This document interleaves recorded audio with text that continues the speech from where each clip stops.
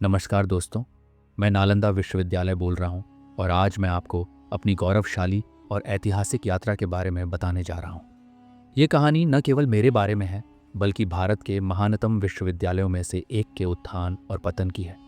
मेरा समय था जब मैं पूरे विश्व का सबसे बड़ा और सबसे महान विश्वविद्यालय हुआ करता था, लेकिन मेरे पुस्तकालयों को जलाकर राख बना दिया गया और मेरे ज्ञान के भंडार को नष्ट कर दिया गया।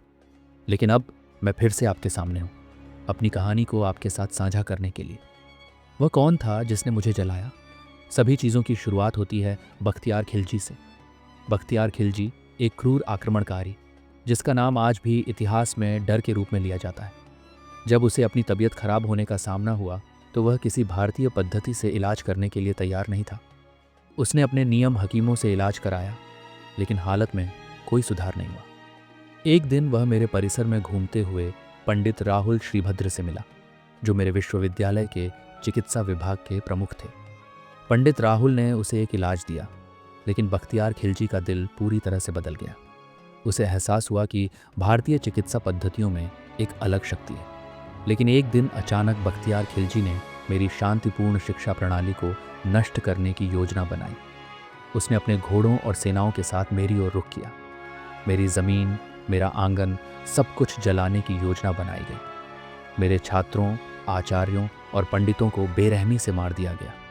मेरी पुस्तकालय में आग लगा दी गई और सैकड़ों सालों की मेहनत और ज्ञान को जलाकर राख कर दिया गया। मेरी कक्षाएं, मेरी शांति और शिक्षा का प्रतीक, सब कुछ नष्ट हो गया। मेरे ज्ञान का खजाना। लेकिन मैं कहता हूँ, जब कोई ज्ञान को नष्ट करने की कोशिश करता है तो वह सिर्फ उसकी जड़ों को कमज़ोर करता है। नालंदा विश्वविद्यालय, मेरे प्रांगण में 10,000 से ज़्यादा विद्यार्थी पढ़ते थे और 1600 से अधिक पंडित हमेशा शिक्षा प्रदान करते थे। हर प्रकार का ज्ञान यहाँ मौजूद था। वेद, व्याकरण, दर्शन, योगशास्त्र, चिकित्सा, गणित, ज्योतिष, ये सब हमारी पाठ्यक्रम में शामिल था। सिर्फ भारतीय विद्यार्थी ही नहीं, बल्कि पूरे विश्व से विद्यार्थी यहाँ शिक्षा प्राप्त करने आते थे। मेरे परिसर में हर एक छात्र के लिए अलग अलग कमरे थे और हर कमरे में विशेष प्रकाश की व्यवस्था की गई थी। वह समय था जब दुनिया में बिजली नहीं थी, लेकिन हमारे पास हर कमरे में अध्ययन के लिए पर्याप्त रोशनी थी। मेरे पुस्तकालय में वेद, उपनिषद, महाभारत, रामायण, चिकित्सा शास्त्र और बहुत सारी महान पांडुलिपियां रखी जाती थी। ये सब जलकर राख हो गया। वर्तमान समय में मेरी खोज 19वीं सदी में अंग्रेज अफसरों ने मुझे फिर से खोजना शुरू किया।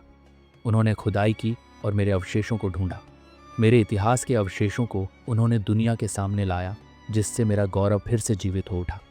वह शख्स ने अपनी डायरी में लिखा कि नालंदा विश्वविद्यालय में विद्यार्थियों के पढ़ने के लिए कोई रुकावट नहीं थी और उनकी पढ़ाई में कोई कमी नहीं थी।